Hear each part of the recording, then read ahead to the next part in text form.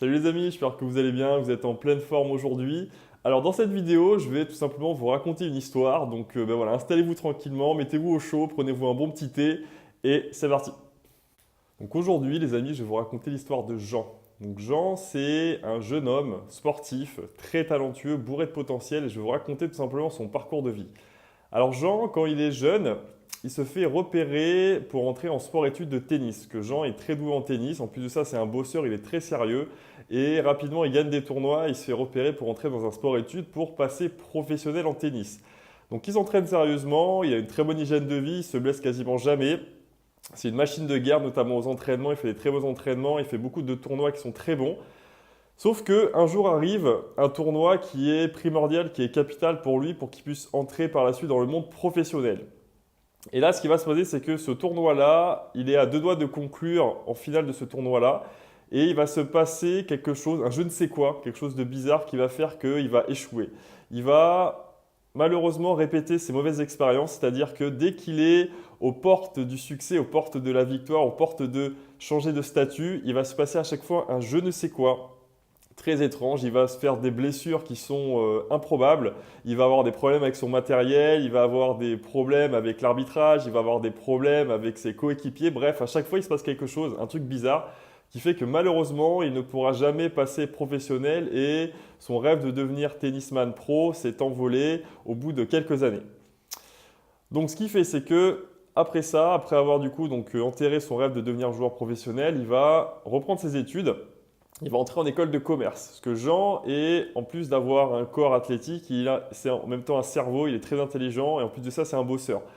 Donc il réussit brillamment ses études de commerce et il rentre ensuite dans un grand groupe. Un grand groupe où, vu que c'est un bosseur, vu qu'il est très talentueux, il va gravir les échelons très rapidement et au bout de seulement 3 ans, il a explosé tous les records de la boîte. Au bout de seulement 3 ans, il va se retrouver à avoir la possibilité d'avoir un poste à forte responsabilité. Et juste avant de conclure, juste avant d'arriver à ce poste-là, d'atteindre ce poste-là, il va se passer un je ne sais quoi, un truc bizarre, improbable, qui va faire que finalement il n'aura pas ce poste-là et ça va l'entraîner finalement à quitter cette boîte-là. Donc il était vraiment à deux doigts d'avoir ce poste-là et finalement ça ne l'a pas fait. Il s'est passé un truc bizarre, un je ne sais quoi, qui fait que il n'a pas atteint ce poste-là et donc il a décidé de quitter cette boîte. Donc il se retrouve, jeune homme, à se dire, bon, qu'est-ce que je vais faire de ma vie? Et il repense un peu à ses rêves qu'il avait jeune. Il a toujours eu ce rêve-là d'ouvrir son restaurant et de créer sa propre chaîne de restauration.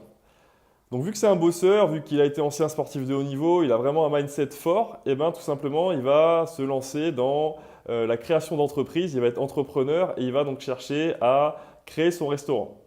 Donc il bosse, il charbonne très dur et donc il crée son restaurant, un nouveau concept vraiment très novateur et voilà, vu que c'est un bosseur et qu'il est très sérieux, il va très rapidement avoir du succès avec son restaurant.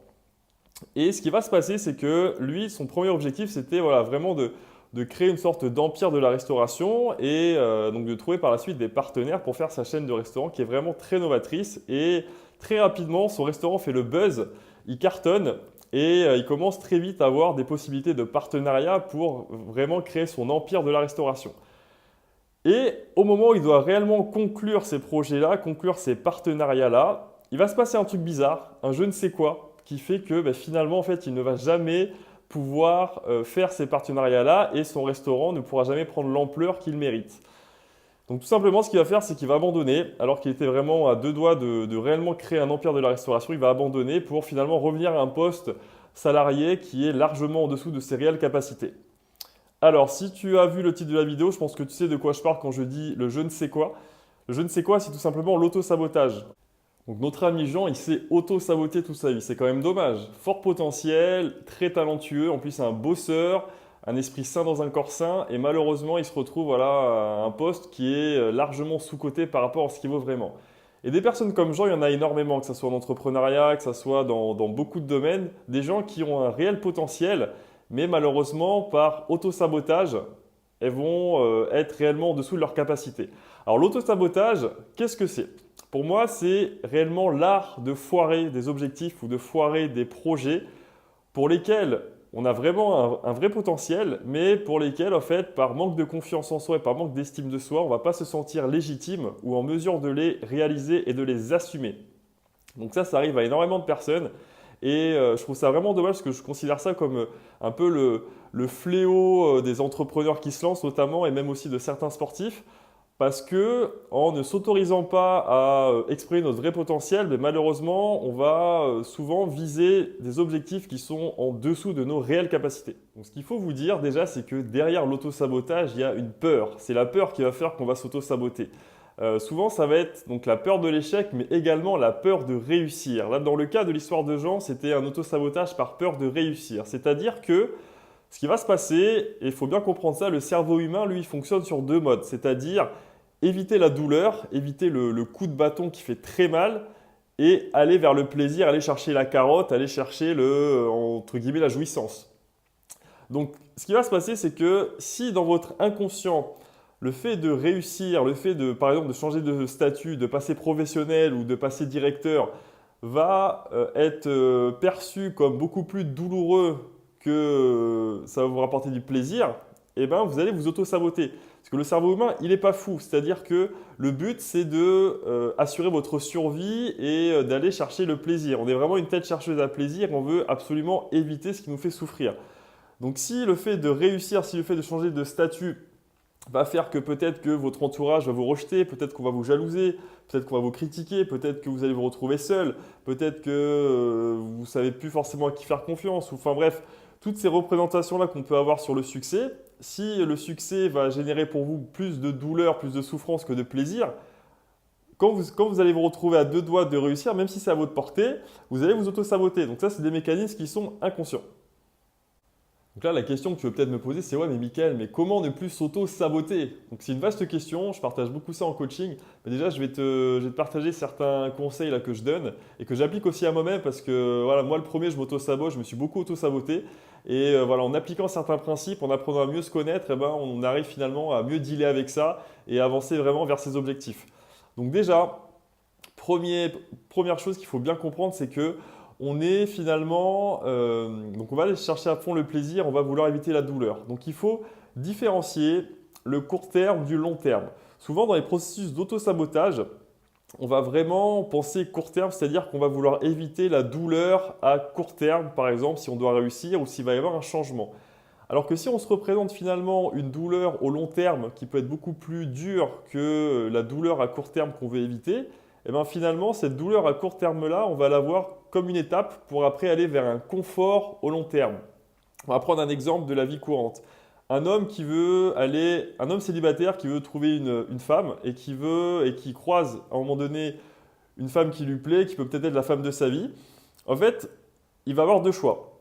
Soit il va aller l'aborder, mais il va devoir affronter la peur du rejet, affronter ses peurs, donc se mettre dans un inconfort à court terme. Mais finalement, le confort au long terme, s'il aborde cette femme-là et qu'au final, ça marche bien et que peut-être ça devient la femme de sa vie, eh bien, le confort à long terme sera beaucoup plus grand que le petit inconfort qu'il a vécu au court terme. Et vice-versa.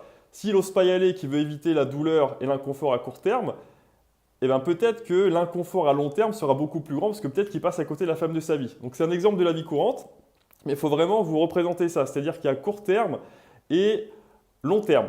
Ensuite, deuxième tip que je vais te partager ici, ce qu'il faut te dire, c'est qu'à un moment donné, penser à quel va être le prix à payer si tu continues à t'auto-saboter. Voilà, quel sera le bilan à la fin de ta vie, un peu comme Jean, à te dire finalement, ok, j'ai fait ça, j'aurais pu faire ça, j'ai raté, je me suis auto-saboté. Ensuite, j'ai fait ça, j'aurais pu aller là, je me suis encore auto-saboté.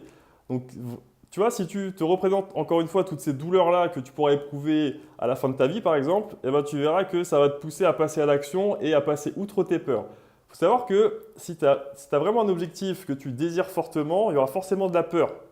Ça, c'est quelque chose de tout à fait normal, ça fait partie des émotions. Si tu te lances un défi, tu te lances un objectif qui est important pour toi, si tu ressens de la peur, c'est tout à fait normal. Il va falloir vraiment aller affronter cette peur-là. Et très souvent, on dit que derrière la peur, il y a le désir. Voilà pour cette vidéo les amis, j'espère que ça vous a plu, voilà, que l'histoire de Jean vous a intéressé. Alors Jean c'est un personnage fictif, hein. C'était juste pour mon histoire, mais c'était pour vous représenter. Je pense que c'est plus simple, voilà, si je vous raconte une histoire, ça vous permet de mieux comprendre certains concepts. Mais réellement, voilà, l'auto-sabotage, c'est quelque chose qui arrive très fréquemment, trop fréquemment. Moi, le premier, ça m'arrive.